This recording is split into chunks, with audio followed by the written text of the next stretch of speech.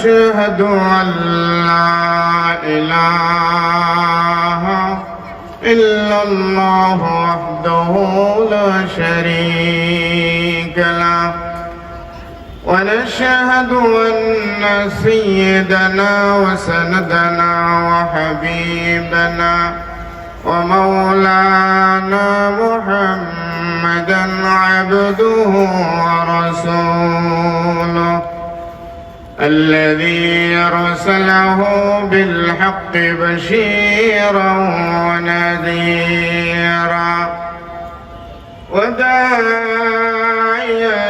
إلى الله بإذنه وسراجا منيرا أما بعد فأعوذ بالله من الشيطان الرجيم بسم الله الرحمن الرحيم قل يا عبادي الذين أسرفوا على أنفسهم لا تقنطوا من رحمة الله وقال الله تعالى في شأن حبيبه إن الله وملائكته يصلون على النبي يا أيها الذين آمنوا صلوا عليه وسلموا تسليما اللهم صل على محمد وعلى آل محمد كما صليت على إبراهيم وعلى آل إبراهيم إنك حميد مجيد اللهم بارك على محمد وعلى آل محمد كما باركت على إبراهيم وعلى آل إبراهيم إنك حميد مجيد بلغ العلا بكماله كشف الدجى بجماله حسنت جميع خصاله صلوا عليه وآله لا إله সবাই একটু জিকির করেন লা ইলাহা ইল্লাল্লাহ লা ইলাহা ইল্লাল্লাহ সুবহানাল্লাহ আলহামদুলিল্লাহ লা ইলাহা ইল্লাল্লাহ লা ইলাহা ইল্লাল্লাহ মুহাম্মাদুর রাসূলুল্লাহ সাল্লাল্লাহু আলাইহি ওয়াসাল্লাম। দাওয়াতুল কোরআন মাদ্রাসার হিফজ সমাপনী ছাত্রদের পাগড়ি প্রদান উপলক্ষে আয়োজিত আজকের ইসলামী সম্মেলনের সম্মানিত সভাপতি, আজকের এই সম্মেলনের সম্মানিত প্রধান অতিথি, বিশেষ অতিথি বৃন্দ সহ উপস্থিত মুহতারাম উলামায়ে কেরাম, সামনে সমবেত মুরব্বিয়ানে ইজাম, যুবক ভাইয়েরা, পর্দার আড়ালের মা ও বোনেরা, আল্লাহ তাআলার দরবারে কালিমাতুশ শুকর আদায় করি যিনি আমাদেরকে মেহেরবানি করে একটি এমন এক মজলিসে আসার বসার সুযোগ করে দিলেন যেখানে যতক্ষণ থাকবো ততক্ষণ আমাদের জন্য মাগফিরাতের দোয়া করবে ফেরেশতারা এবং আমাদের গুনাহগুলি মাফ হইতে থাকবে। এই অপূর্ব সুযোগ যে মালিক আমাদেরকে করে দিলেন সে মালিকের দরবারে সবাই শুকর আদায় করব, বলবো আলহামদুলিল্লাহ। একটু উচ্চ আওয়াজ দিয়ে বলেন আলহামদুলিল্লাহ। আমাদের গুনাহগুলি মাফ হয়ে যাক, এটা কি আমরা চাই না? জোরে বলেন, চাই কিনা? আমাদের গুনাহগুলি মাফ হয়ে যাক, এটা আমরা চাই।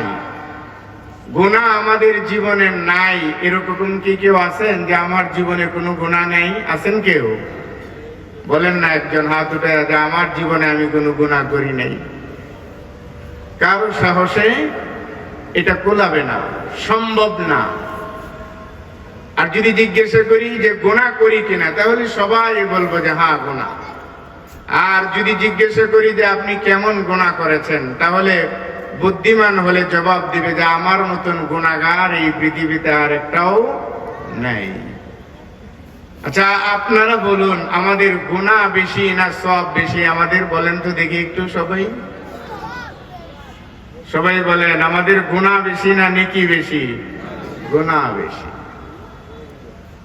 গুনাহ যেমন পরিমাণে বেশি হয়, এই গুনাহ মাফের জন্য আল্লাহ তাআলা কিছু সুযোগও দিয়ে রাখছেন বান্দাদেরকে, যে অনেক অনেক গুনাহ, সব গুনাহ একত্রিত করলে পাহাড় পরিমাণ বা পাহাড়ের চেয়ে আরো বেশি উঁচু হয়ে যাবে আমার গুনাহ। কিন্তু আল্লাহ পাক কিছু মুহূর্ত আমাদের এমন ভাবে আমার ভাগ্যে জোটান, আমাদের ভাগ্যে জোটান, যে এই মুহূর্তকাল সময় নিয়ে আল্লাহর কাছে চাইলে বললে পাহাড় সম পরিমাণ আল্লাহ তাআলা গুনাহ মুহূর্তের মাঝে মাফ করে দেন। আল্লাহু আকবার বলেন। সময়, এটাকে সুযোগ মনে করা। চায়ের স্টলে বসে আড্ডা দেওয়া যায়, গল্প করা যায়, রাস্তায় বসে বসে, ময়দানে বসে বসে বন্ধু বান্ধবরা মিলে আড্ডা দেওয়া যায়, গুনাহ মাফের কোনো সুযোগ নেই। কিন্তু আজকের এই মজমায় এখানে আসলে বসলে গুনাহ মাফের সুযোগ আছে না নাই? আপনারা বলুন তো, আছে না নাই? আর একটু জোরে বলেন না, আছে না নাই?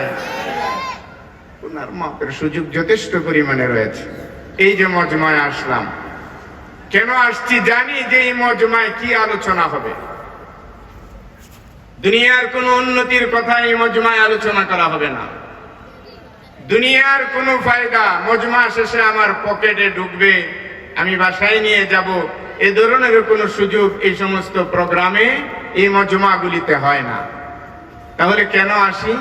একটাই বুক ভরা আশা নিয়ে আসি যে আমি তো গুনাহগার বান্দা, যাই দেখি যদি কোনো না কোনো ভাবে আল্লাহ তাআলা আমার গুনাহ খাতাগুলিকে মাফ করে দেন। এমন একটা আশা নিয়ে যারা আসে বসে, আখেরি মুনাজাতে চোখের দুই ফোঁটা পানি ফেলে যখন আল্লাহকে বুঝায়, কান্নাকাটি করে, ঠিক তখন এমন মানুষ অনেক হয়ে যায়, আসছিল পাহাড় সম পরিমাণ গুনাহ নিয়ে, ফিরে যাবে বেগুনাহ মাসুম বাচ্চার মতো বেগুনাহ অবস্থায়, যে তার আর জীবনে কোনো গুনাহ নাই। যদি বুঝে থাকেন তাহলে একবার জোরে বলেন সুবহানাল্লাহ। গুনাহ মাফ করবেন কে? আর একটু জোরে বলেন না কে? তাহলে চাইতে হবে কার কাছে? আল্লাহর কাছে। গুনাহ তো আমি করেছি, আমার গুনাহ আর কেউ মাফ করতে পারবে না। মাফ করার মালিক একজন, তিনি কে?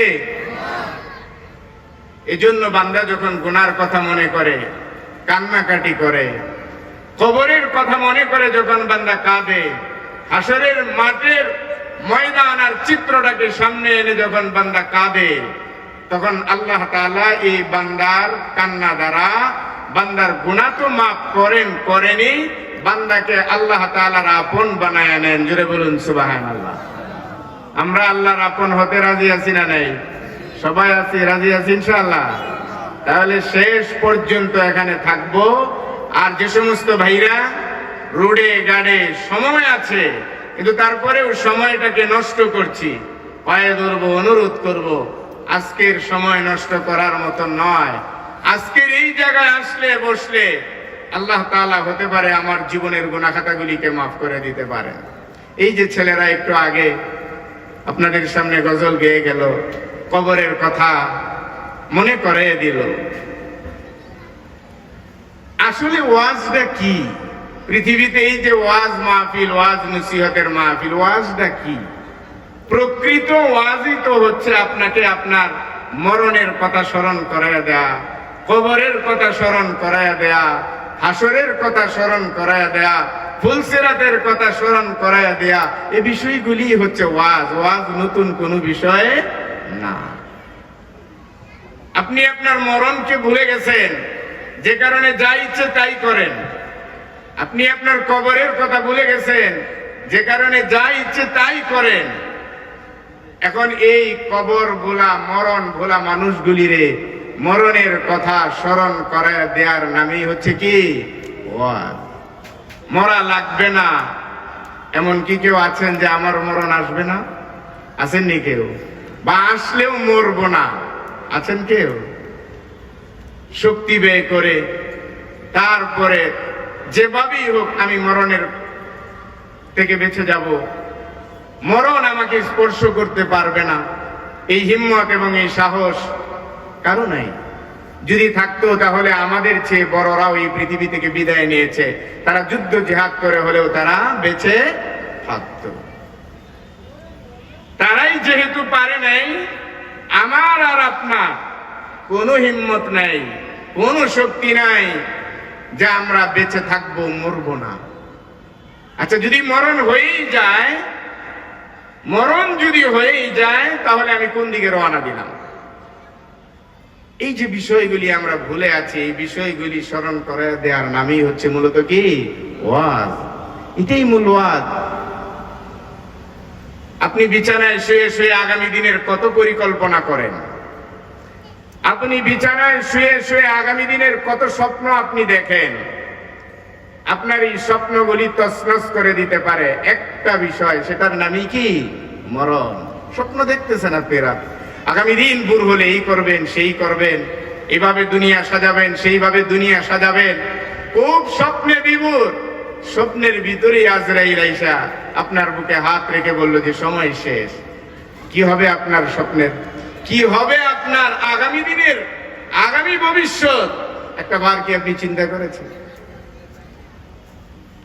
আবার এটাও জানি যে যদি আমার এই অবস্থায় আজরাইল চলে আসে, তাহলে আমি বিদায়ও করতে পারবো না। কথা বলেন ঠিক কিনা? পারবেন? পারবো না। আল্লাহ তাআলা মরণ এমন একটা বিষয়, যে বিষয় থেকে কেউ পালাতে পারবে না, যে বিষয়টাকে কেউ তার শক্তি ব্যয় করে দূরে সরাতে পারবে না, মরণ থেকে বাঁচতে পারবে না। আল্লাহ তাআলা কোরআনে কারীমের জায়গায় জায়গায় মানুষগুলিরে ওয়াজ করে, নসিহত করে তিনি শোনাইছেন। সূরাতুল জুমার ভিতরে আল্লাহ পাক বলেন, কুল ইন্নাল মাউতাল্লাযী তাফিরুনা মিন ফাইন্নাহু মুলাকীকুম। আল্লাহ রাব্বুল আলামিন বলেন, হাবিবে, বিশ্ব নেতা, বিশ্ব নবী মুহাম্মদ, আপনি আপনার উম্মতদের স্মরণ করে দেন যে তারা মরণ থেকে কখনো পলায়ন করতে পারবে না। আপনি নির্দ্বিধায়, আপনি উঁচু কণ্ঠে বলে দেন, এদেরে তোমাদের মধ্য থেকে যদি কেউ মরণ থেকে পলাতেও চায়, মরণ তার সাথে সাক্ষাৎ করবে, এতে বিন্দু পরিমাণ কোনো সন্দেহ নাই। রব্বুল আলামিন চ্যালেঞ্জ জুড়ে দিয়েছেন। পৃথিবীতে আল্লাহ তাআলার দুইটা চ্যালেঞ্জের কথা যদি মানুষ মনে রাখে, মানুষ কোনোদিন অন্যায় আর গুনাহ করে করে বালিশে মাথা টেকায়া রাত ভর ঘুমাতে পারে না। দুইটা চ্যালেঞ্জ আল্লাহ পাক করেছেন আমাদের সামনে। যদি কারো সাহস থাকে আর হিম্মত থাকে, তাহলে সামনে আসো। এক নাম্বার চ্যালেঞ্জ হলো আল্লাহ পাকের মরণের। মরণ তোমাকে লাগবে, মরণের, যেহেতু মরণ থেকে বাঁচতে পারবে না, সুতরাং মরণের তৈরি নিবে না না নিবে, এটা হলো তোমার চিন্তার বিষয় আর চেতনার বিষয়। তবে আমি আল্লাহ তাআলা বলে দিলাম, মরণ যেহেতু লাগবে, জীবনটা দিয়ে যদি সুন্দর একটা মরণের ব্যবস্থা করতে পারো বান্দারে, দুনিয়ার অল্প জীবনের পরে এই মরণের কোলে ডলে পরে যেই লম্বা জীবনে আসবে, সেই লম্বা জীবনে কোনো পেরেশানির ব্যবস্থা তোমার জন্য আমি আল্লাহ রাখবো না। আর যদি এই মরণের ব্যাপারে তৈরি না থাকে আজরাইল তোমার দুয়ারে প্রবেশ করবে, তোমার আত্মা একবার তোমার বুক থেকে পায়ের তলায় দৌড়াবে, পায়ের তলা থেকে আবার মাথার খুলি পর্যন্ত দৌড়াবে, মরণ থেকে পালাতে চাইবে। কিন্তু আমি আল্লাহ তো চ্যালেঞ্জ করেই দিয়েছি, মরণ থেকে পালাতে পারবে না, কখনো পারবে না। আল্লাহ রাব্বুল আলামিন বলেন, এত বিশাল চ্যালেঞ্জ আমার আমি তোমাদের সামনে জুড়ে দিলাম, তোমাদের বুকে কত সাহস যে তারপরে সেই মরণের কথা স্মরণ না করে অন্যায়ের সাগরে তুমি বারবার হাবুডুবু খাচ্ছ, গুনার গুনাই করে যাচ্ছ।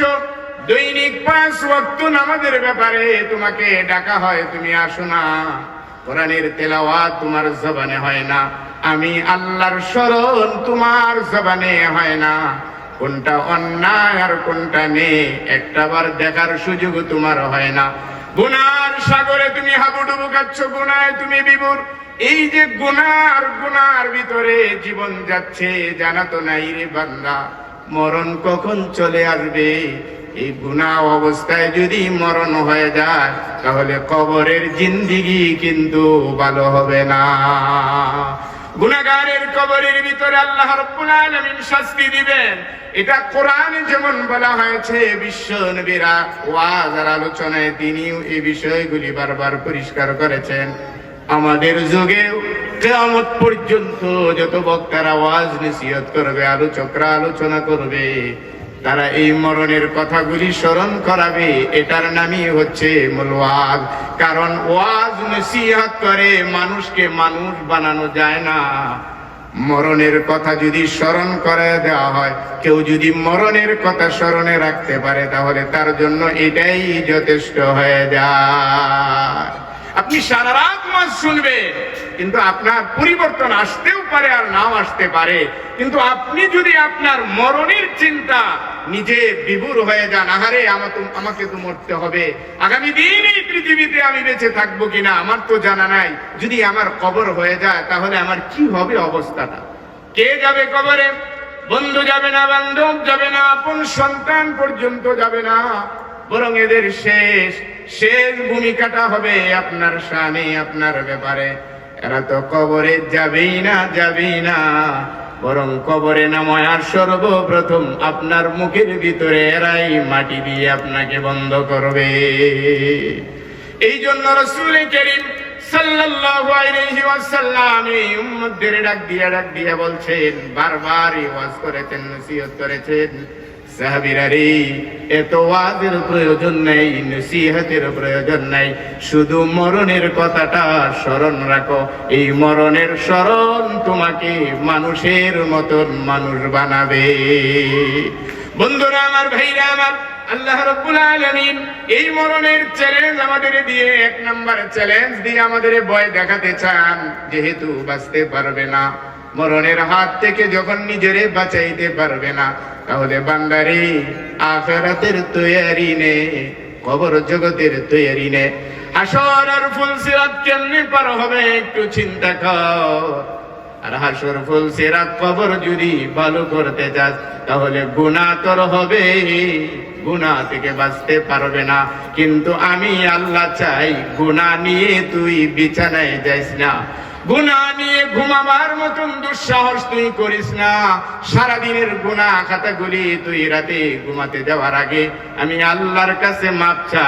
কারণ সারাদিন তোর অন্যায় আর অপরাধ যা করেছিস, তোদের মতন অপরাধীদের ক্ষমা করে দেওয়ার জন্য সন্ধ্যাবেলায় আমি রব্বুল আলামিন আমার 2টা হাত বিছায়া দেই। বান্দারে তুই মাপ চাইবে, তোরে কে মাপ করবে যদি আমি মাপ না করি? এই জন্য সন্ধ্যাবেলায় আমি আমার 2টা হাত বিছায়া দেই আর বান্দাদের ডাকি, আমার বান্দীদের ডাকি, কে আছো রে? সারাদিন গুনার সাগরে আর গুনাহ করতে করতে গুনার বোঝাটাকে ভারী করে ফেলেছ। সন্ধ্যা নেমে এসেছে, তোমার জীবনের সন্ধ্যা নামার আগে আমি মাওলা তোমার জন্য 2টা ক্ষমার হাত বিছাইয়া দিলাম। বান্দারে আমার কাছে মাপ চা। সারাদিনের অন্যায় মুহূর্তের ভিতরে আমি আল্লাহ তোর মাফ করে দিব। আল্লাহু আকবার বলেন। ঠিক এমনি ভাবে সারাটা রাত্র গুনায় যারা বিমূঢ়, সকাল বেলায় আল্লাহ বলেন আমার ক্ষমার হাত আমি আমার বান্দা বান্দীদের জন্য বিছিয়ে দিই। সারা রাতের এই অন্যায় আর বিচারের জন্য কে আমার কাছে ক্ষমা চায়? সকাল বেলা রাতের অন্যায় আর অপরাধের জন্য যখন ক্ষমা চাইবে, আমি আল্লাহ তৈরি থাকি বান্দা ক্ষমা চাইতে দেরি হবে, আমি আল্লাহ তার জীবনের গুনাহগুলি মাফ করতে দেরি করব না। আল্লাহু আকবার বলে। কি এক অপূর্ব সুযোগ আল্লাহ পাক আমাদেরকে দিয়ে রেখেছেন। অথচ দিনের পর দিন যায়, দিন গনে গনে সপ্তাহ পার হয়, সপ্তাহ গনে গনে মাস শেষ হয়ে যায়, মাস হিসাব করতে করতে বৎসর শেষ হয়ে যায়।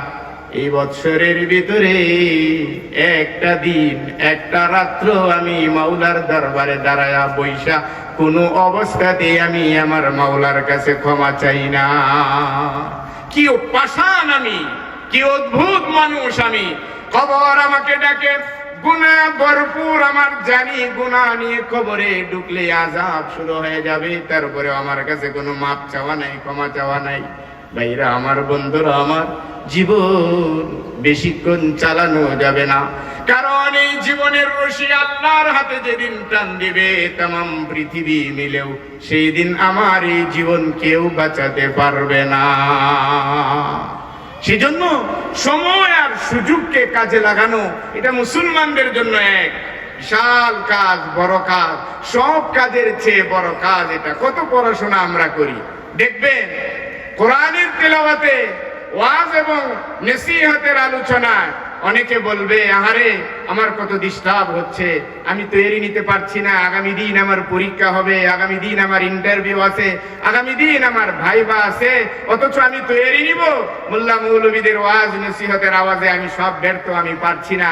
আরে তুমি যেই পরীক্ষার তৈরি নিচ্ছ, এখানে তো মূল পরীক্ষার ভাইবার কথাই বলা হচ্ছে। আগামী দিন যদি তোমার কবর হয়, সেই কবরে তোমাকে ভাইবা দিতে হবে না? সেই কবরে তোমার পরীক্ষা দিতে হবে না? কি তৈরি আছে তোমার? বিসিএস এর ভাইবা দিয়ে তুমি একজন বিসিএস ক্যাডার হবে, তারপরে দুনিয়াতে বড় চেয়ারে বসবে, বড় ক্ষমতা দেখাবে, বড় দাপট দেখাবে। এটা তুমি দেখাতে পারবে, দেখানে ওয়ালা আল্লাহ দেখাচ্ছেন। কিন্তু এত কিছুর পরেও কবর জগৎটাকে কি অস্বীকার করতে পারবেন যে কবরে যাওয়া লাগবে না? তাহলে কবরের তৈরিটা কই? কবরের তৈরির জন্য বৎসরে একটা বার এই মেরুলবাসীদের জন্য সুযোগ এসেছে। আজকের এই রাতে কাঁদেন, জীবনের গুনাহখাতাগুলি নিয়ে কাঁদেন। মরণ যেহেতু লাগবে, এই মরণ থেকে তো পালানো যাবে না। কাঁদলে আর চাইলেই মাওলা বলছে আমি আমার বান্দাদেরে যখন ক্ষমা চায় তখন আমি মাফ করতে আমার কাছে ভালো লাগে। আমি বান্দার গুনার দিকে তাকায় দেখি না যে কি পরিমাণ গুনাহ করছে। বান্দা যেহেতু মাফ চাইছে, ক্ষমা চাইছে, আমি আল্লাহ বেগুনা বেহিসাবে তারে মাফ করে দেই। চিৎকার মেরে বলুন না আল্লাহু আকবার। মরণ থেকে পালানোর কোনো সুযোগ নেই, মরণ থেকে পালানোর সুযোগ নেই। মরলেই কবর, মরলেই সামনে কবর।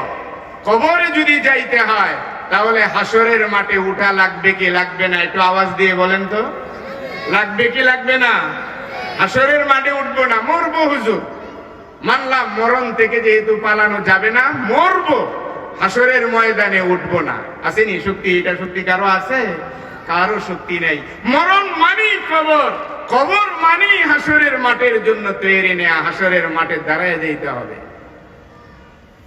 আল্লাহ রাব্বুল আলামিন বলেন, নবী হে, পৃথিবীতে দুইটা চ্যালেঞ্জের কথা আমি সবচেয়ে বড় আপনার উম্মতের জন্য এই কোরআনে সবক দিয়ে দিলাম।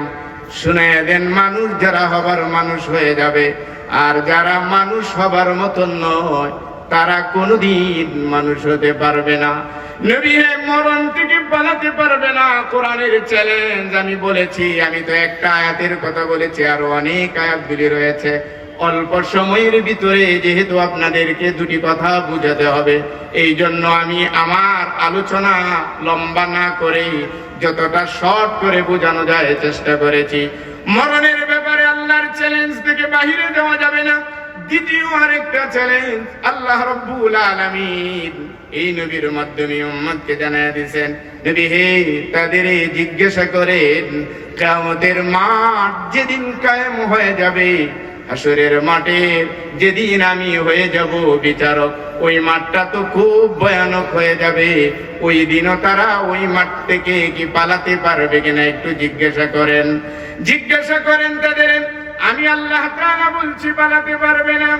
আইনাল মাফার কাল্লা লা ওয়াজারা ইলা রাব্বিকা ইয়াওমাইযিনিল মুস্তাকার। আল্লাহু আকবার বলেন, আরেকটু জোরে বলেন না আল্লাহু আকবার।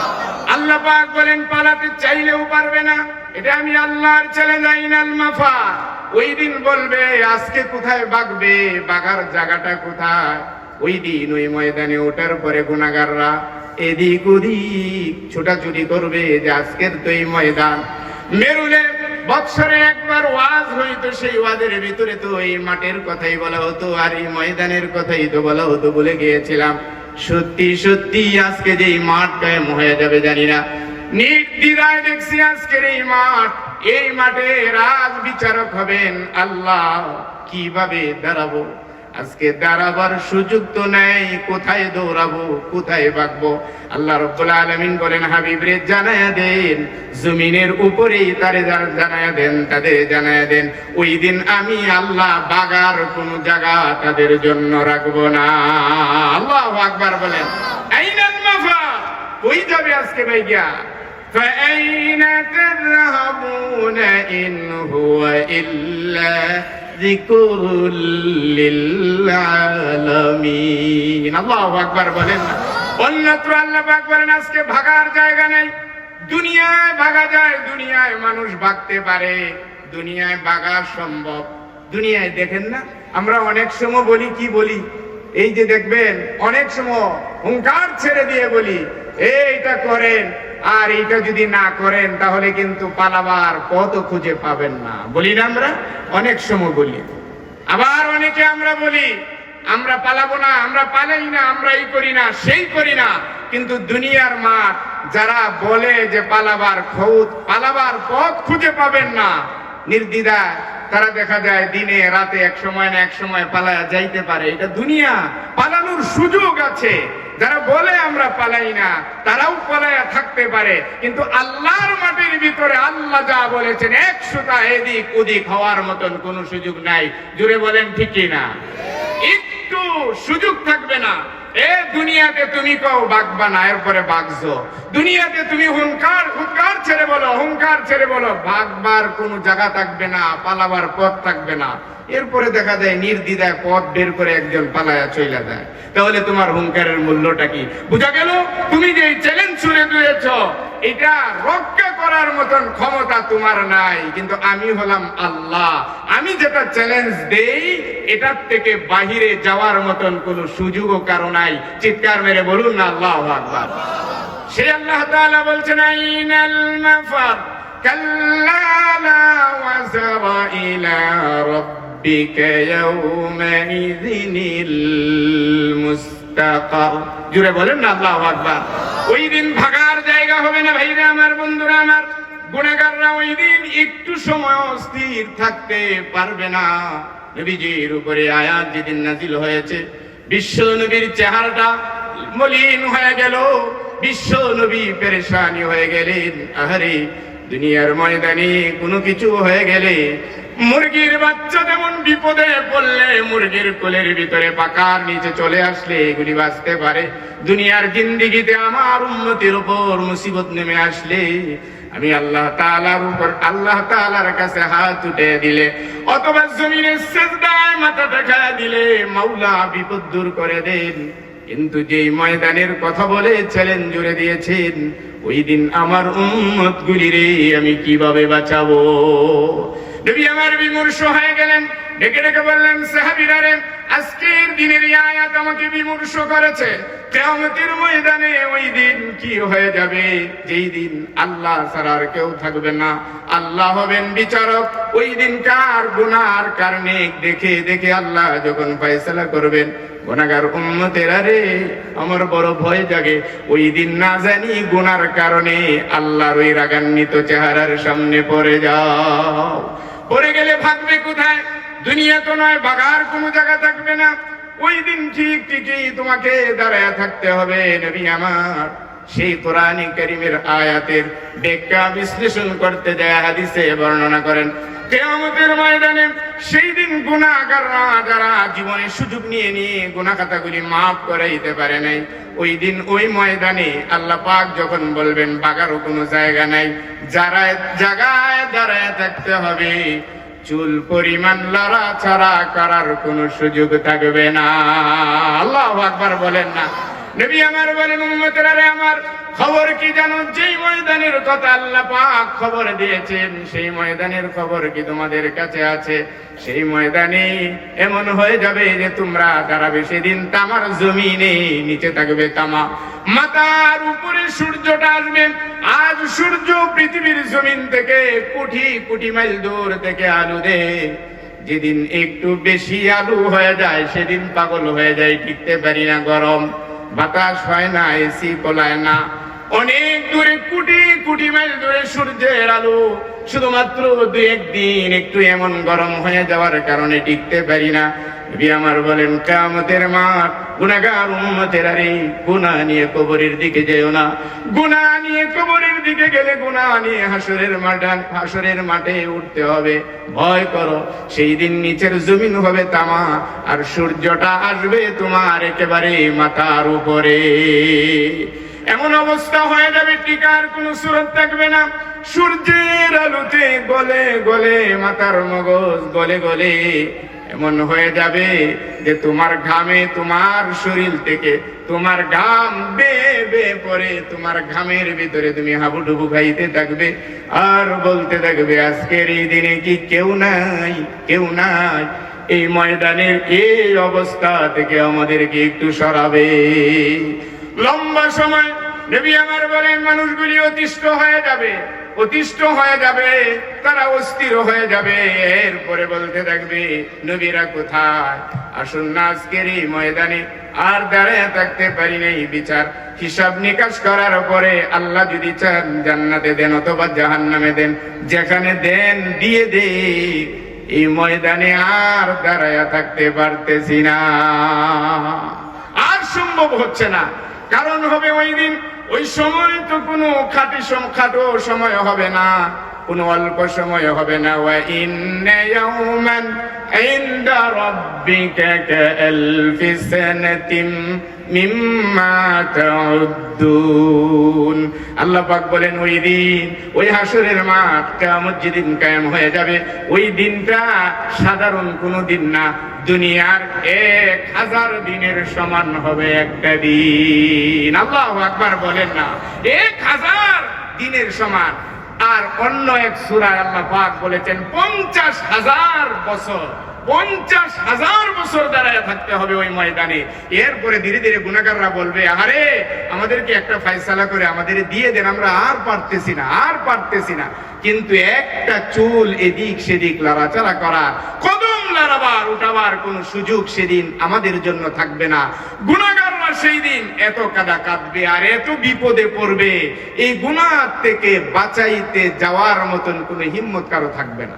সাহাবায়ে কেরামরা বলেন, ইয়া রাসূলুল্লাহ, তাহলে সেই দিন আমাদের কি অবস্থাটা হবে? আমরাও এই লম্বা সময় এই ময়দানে আমরা কিভাবে দাঁড়ায় থাকবো? সাহাবায়ে কেরামরা বললেন, আল্লাহ রাসূল, ঠিকই তো, তোমাদের জন্য আমি কি করতে পারবো ওই দিন? অনেক লম্বা সময়, ঠিকই তো বলেছো। নবীজি আমার এই উম্মতের কথা শুনে, সাহাবায়ে কেরামদের কথা শুনে, তখন তিনি আবার মাওলারে ডাকাডাকি করে বললেন, মাওলা, এই লম্বা সময় আমার এই উম্মতেরা কেমনে এখানে দাঁড়ায় থাকবে? মাওলারে, বড় কষ্ট হবে। আল্লাহ তাআলা নবীকে জানাইলেন, নবী হে, আপনি পেরেশানি করছেন কেন? আপনি কেন পেরেশানি করছেন? আপনার ওয়াজ এবং নসিহতে যারা নিজেদের কলবকে বানায় নিয়েছে, গুনাহমুক্ত জীবন যাপনের এক ব্যবস্থা তারা তৈরি করেছে, গুনাহমুক্ত জীবন যাপন করেছে। হাবিব, আপনি অভয় বাণী গ্রহণ করুন। এই এত লম্বা লম্বা সময়ের ভিতরে যে উম্মত তার গুনাহ মাফ করাই আইছে আপনার ওয়াজের উপরে, নসিহতের উপরে, এই গুনাহগার উম্মত সারা যারা গুনাহ করে নাই, করলেও গুনাহ মাফ করাইছে, গুনাহ মাফ করাইছে, গুনার চিন্তায় কান্নাকাটি করছে। নবীকে ডাক দিয়ে বলেন, আল্লাহ তাআলা নবী হে আপনি শান্ত হন।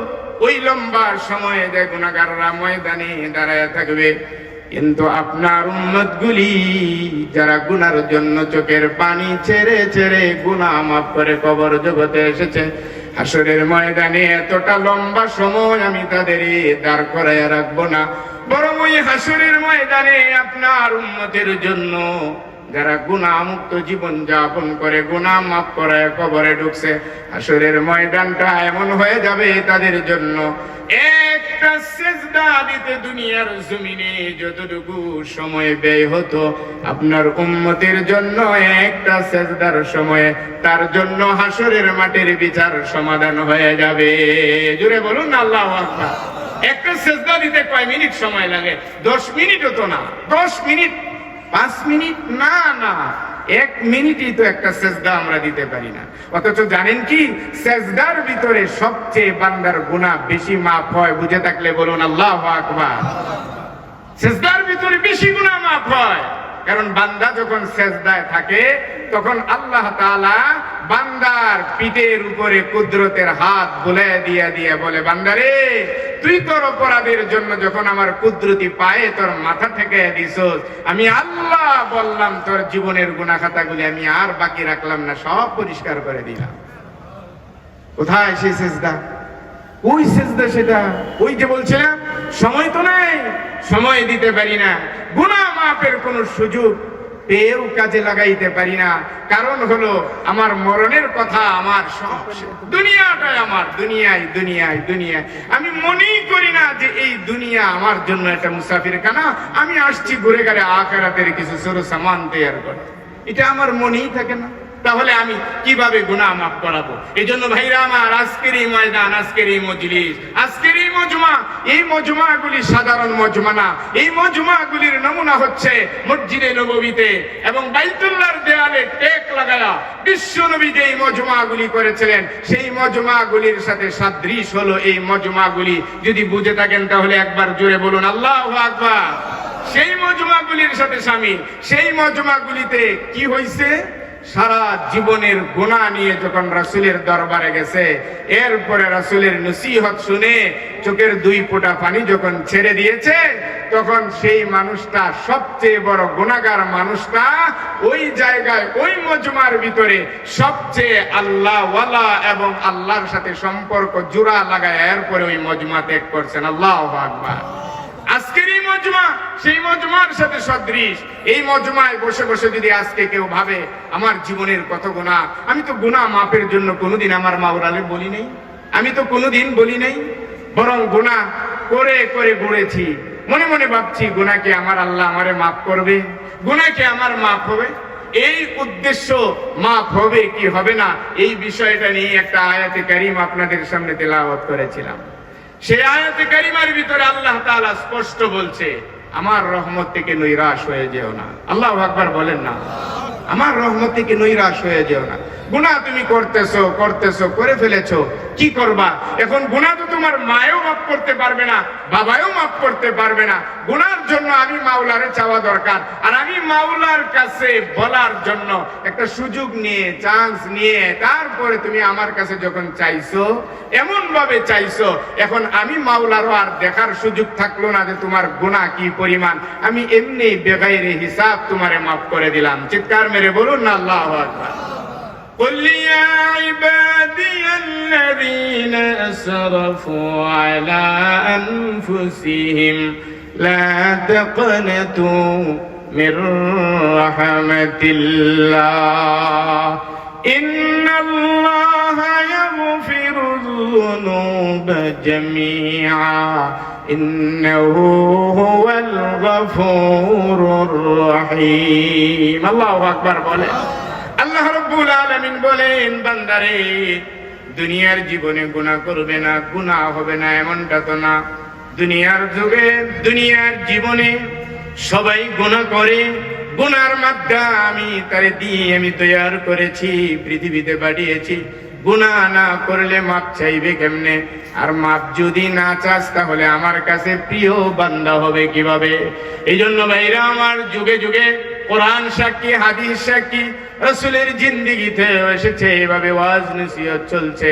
ওয়াজ নসিহতে চোখের পানি ছেড়ে ছেড়ে আখেরি মুনাজাতে শরীক হয়ে মুনাজাতের পরে নবীজির দরবারে হাজির হয়ে বললেন, ইয়া রাসূলুল্লাহ, ইয়া হাবিবাল্লাহ, যেই কথাগুলি আজকে আপনি বললেন সেই কথাগুলি আমি মেনে নিলাম। আমার চোখ থেকে পানি পড়েছে কবরের ভয়ে, জাহান্নামের ভয়ে, জাহান্নামের আগুনের ভয়ে আমি চোখের পানি ছেড়েছি। কিন্তু আমি জানি কোন গুনাহগারদের আল্লাহ পাক জান্নাত দিবেন না, জাহান্নাম দিবেন। ইয়া রাসূলুল্লাহ, ইয়া হাবিবাল্লাহ, আপনার মজমায় বসে বসে নসিহত শুনেছি, দিল নরম হয়েছে, চোখের পানি ছেড়ে কেঁদেছি। কিন্তু আমার মনে পড়ে এমন এমন গুনার কথা, যেই গুনাহগুলির কথা মনে পড়লে আমি নিজেই ভাবি যে এটা ক্ষমার যোগ্য না। ইয়া রাসূলুল্লাহ, ইয়া হাবিবাল্লাহ, আমার এই গুনাহগুলি কি মাফ হবে নাকি এই গুনার জন্য জাহান্নামে যাইতে হবে? নবীজি আমার কাছাকাছি টান দিয়ে নিজের হাঁটুর সাথে হাঁটু মিলে বসে বললেন, যেহেতু তোমার চোখের পানি ঝরেছে তোমার গুনার কারণে, আমি রাসূল সাক্ষী রয়ে গেলাম, কিয়ামতের ময়দানে ওই গুনার জন্য আল্লাহ আর তোমাকে আটকাবে না। আল্লাহু আকবার বলেন।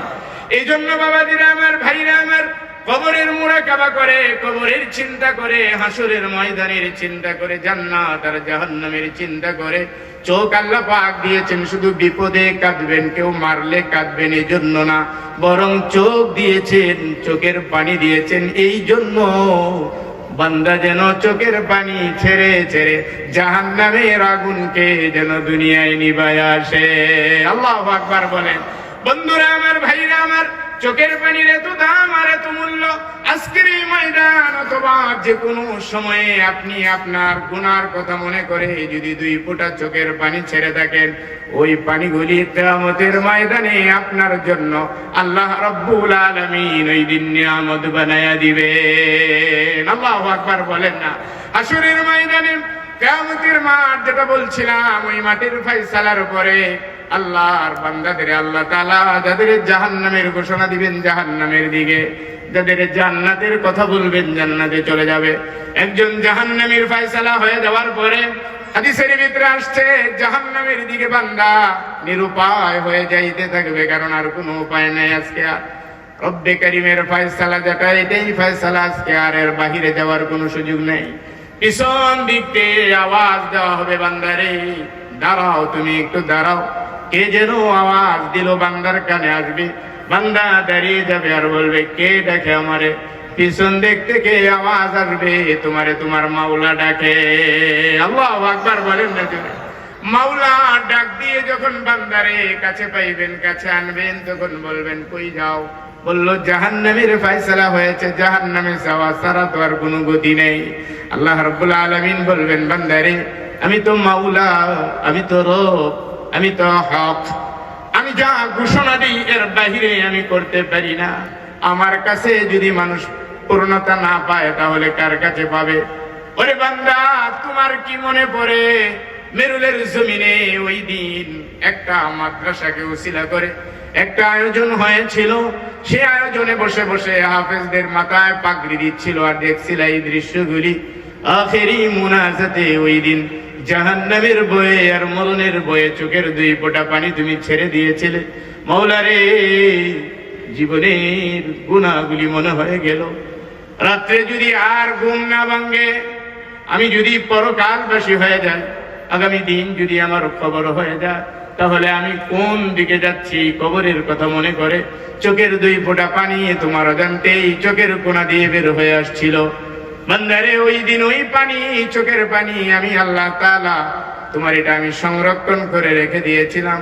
নাও, আজকে আমার এই সংরক্ষিত পানিটা, তোমার চোখের 2 ফোঁটা পানি তোমারে দিয়ে দিলাম। কি আর করবে?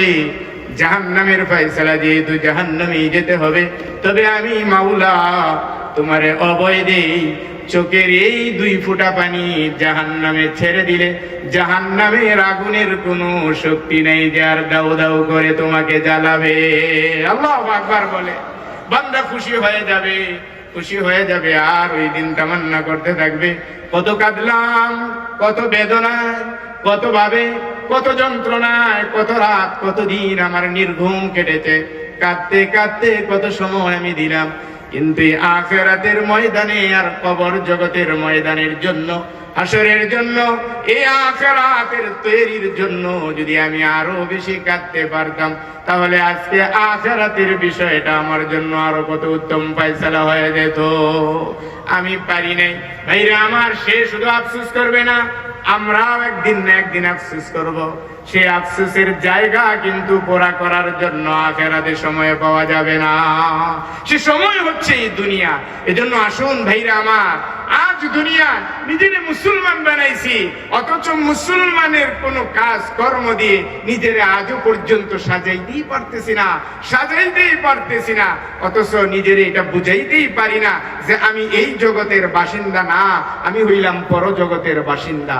এটা আমি নিজের বুঝাইতেই পারি না। এজন্য ভাইরা আমার, খুবই হুঁশিয়ার হতে হবে। সময় বড় কম আপনার হাতে, আমার হাতে। আপনি এটা মনে করেন না যে অনেক সময় আমার রয়ে গেছে মানুষ হওয়ার মতন, ঠিক হওয়ার মতন। না না, সময় যখন আসে তখনই কাঁদেন, সুযোগ যখন হয় তখনই তৈরি নেন। কারণ বোঝা যায় না, জানাও যায় না আমার আর আপনার কতটুকু সময় এই দুনিয়ায় বাকি আছে, কেউ আমরা বলতে পারবো না। এই জন্য যখনই সময় আসবে, সুযোগ আসবে, আল্লাহ যেহেতু আমাদেরকে অভয় দিয়েছেন, বান্দারে তোর গুনার জন্য তুই ভয় করবে না, তুই চা, কি পরিমাণ লাগে তুই খালি আমার কাছে চা। এই চাওয়াটারই অভাব আমাদের। সারাটা দিন নামাজ নেয়। আপনি বলুন তো, একজন মুসলমান জোহর পরে নেয়, তারপরে ফজর পরে নাই, আসর পরে নাই, মাগরিব পরে নাই, এশা পরে নাই, এই লোকটা রাত্রে বিছানায় যায়া মুসলমান কিভাবে ঘুমায় আপনি যদি চিন্তা করেন, আপনার কাছে সবচেয়ে বড় আশ্চর্যের বিষয় হবে এটা। এটা হবে সবচেয়ে বড় আশ্চর্যের বিষয়। অথচ মুসলমান দিব্যি ঘুমাচ্ছে, ফজরের খবর নেই, জোহরের খবর নাই, আসরের খবর নাই, সে দিব্যি ঘুমাচ্ছে, তার কোনো টেনশনই নাই, পেরেশানি নাই, সবটা চলে যাচ্ছে, কোনো টেনশন নাই, পেরেশানি নাই, তার একই অবস্থা। এই যে দিনগুলি, রাতগুলি আপনি আল্লাহর দেয় সময়টুকু যে পাস করছেন, কি জবাব আল্লাহর কাছে দিবেন? কি জবাব আল্লাহর কাছে দিবেন? এজন্য সময় বড় কম, মনে করতে হবে আমার সময় বড় কম। এই অল্প সময়ের ভিতরে আমাকে আখিরাতের বড় এক পুঁজি বানাতে হবে। আর সেই পুঁজি বানাবার জন্য সুযোগ যখনই সামনে আসে, সেই সুযোগগুলিকে কাজে লাগাতে হবে। মনে করতে হবে ওয়াজ একটা রঙ্গমঞ্চ নয়, তামাশার কোনো মঞ্চ নয়। কিন্তু বর্তমানে মানুষ ওয়াজেও যায় না, যে ওয়াজের রং নাই, তামসা নাই, কিচ্ছা নাই, কাহিনী নাই, বস এই ওয়াজের মধ্যে মানুষ ওয়াজের ময়দান কেউ তামসা বানায় না, ওয়াজের ময়দান কেউ তামসা বানায় না। সারা রাত ওয়াজ হচ্ছে, ফজরের নামাজ পড়ে নাই। কেন? আগের যুগে ওয়াজ কম ছিল, সত্য কিছু কথা বলে যাই শুনে, খুব কম ছিল। কিন্তু মানুষগুলি যখন কথা শুনতো, এই মানুষগুলি কথা শোনার আগে ছিল একরকম, মানুষগুলি কথা শোনার পরে তার জীবনটা হয়ে যেত অন্যরকম। এখন যতই শুনি ততই আমি আরো যেন খারাপ হয়ে যাচ্ছে, আরো খারাপ হয়ে যাচ্ছে। দিল বন্ধ, কান বন্ধ, সব বন্ধ করে কোরআনের কথা শুনলে আপনি আর কি ফায়দাটা পাবেন বলেন? কি ফায়দাটা আপনাকে পৌঁছাবে? কোরআনের কথা শুনলে তো দিল নরম হওয়ার কথা, কোরআনের কথা শুনলে তো চোখ দিয়ে পানি আসার কথা, কোরআনের কথা শুনলে তো বেনামাজি নামাজ ধরার কথা। কিন্তু কই দেখেন কি পরিমাণ। কারণ হচ্ছে আমাদের ওই যে ওই ওয়াজের কথাই স্মরণ নেই। এই জন্য রাসূল করিম সাল্লাল্লাহু আলাইহি সাল্লাম যে ওয়াজের গুরুত্ব দিয়েছেন, সেই ওয়াজেরই দুই চারটি কথাবার্তা আমি আপনাদের সামনে আলোচনা করলাম। আল্লাহর রাসূল যেটা গুরুত্ব দিয়েছেন সেটা হলো মরণ, মরণের কথা স্মরণ করো, এটাই তোমার জন্য ওয়াজ হিসাবে যথেষ্ট। কথা বলেন ঠিক কিনা? আর একটু জোরে বলেন না ঠিক কিনা? মরণের কথা স্মরণ করো, এটাই হবে তোমার জন্য সবচেয়ে বড় ওয়াজ। এই কথাটা আজকে আপনি বালিশে মাথাটা ঠেকাইয়া দিয়ে একটু আপনি চিন্তা করে দেখেন, যত কাফের, যত বেঈমানরা মুসলমান হয়েছে, যে কোনো একটা না একটা কাজে যখন ধাক্কা লেগে গেছে দিলে, তখন দেখছে যে না, আরে আসলেই তো ঠিক। বড় বড় ডাকাতের কাহিনী আপনারা পড়েন, ডাকাত মানুষ হয়েছে, আল্লাহর ওলি হয়েছে। এই বড় ডাকাত আবার আল্লাহর ওলি হয় কেমনে? যেই ডাকাতে ডাকাতি করতে করতে মানুষের সহায় সম্বল সব শেষ করে ফেলেছে, এলাকায় বিখ্যাত ডাকাত হিসেবে পরিচয় লাভ করেছে, সেই ডাকাতও আল্লাহর ওলি হয়ে গেছে। কার? এই মোল্লা মৌলবীদের ওয়াজ সেই পরিমাণ শুই না, না না না না। হঠাৎ করে ডাকাতের কথা বলি, ডাকাতি কইরা রাত্রেবেলা বাসায় গেছে, দেখেন মানুষ কিভাবে পরিবর্তন। এজন্য হয়তো স্বামী ভালো দরকার নাই, স্ত্রী ভালো দরকার। স্বামী আর স্ত্রীর দুইজন যদি একজন ভালো হয়, স্বামী ভালো হলে স্ত্রী ধীরে ধীরে ভালো হবে, স্ত্রী যদি ভালো হয় একদিন না একদিন স্বামী ভালো হয়ে যাবে। সন্তান যদি ভালো হয় মা বাবা ভালো হবে, মা বাবা যদি ভালো হয় তাহলে সন্তানও একদিন না একদিন ভালো হয়ে যাবে। নিয়মিত চুরি ডাকাতি চলছে করছে, কিন্তু ওই দিন চুরি ডাকাতি করে যাওয়ার ঘরে শুয়ে যখন বিবির সাথে কথাবার্তা চলতেছে, বিবিটা ছিল নামাজি, বিবিটা ছিল দিনদার।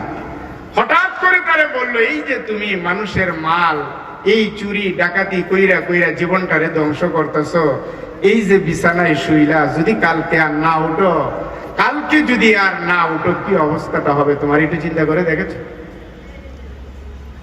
এতটুকুই কথা, আর বেশি কোনো না। আমি তো ঘন্টাখানিক ওয়াজ করে ফেলেছি।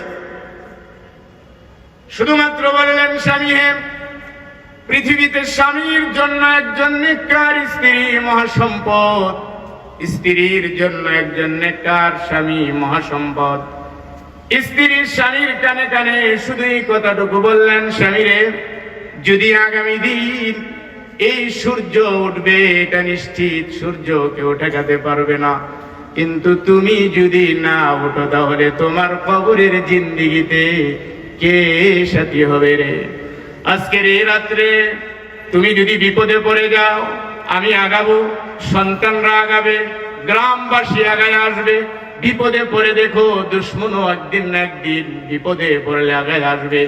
স্বামী হে, কিন্তু যদি ঘুম না ভাঙে, পরকালের বাসিন্দা যদি হয়ে যাও, কবর যদি আগামী দিন তোমার ঠিকানা হয়ে যায়, ভেবে দেখেছো কি কবরে কাকে তুমি পাবে? কথাগুলি বলতে দেরি হয়েছে, ডাকাতের গাল বেবে চোখের পানি ঝরতে দেরি হয় নাই। আল্লাহু আকবার বলেন না?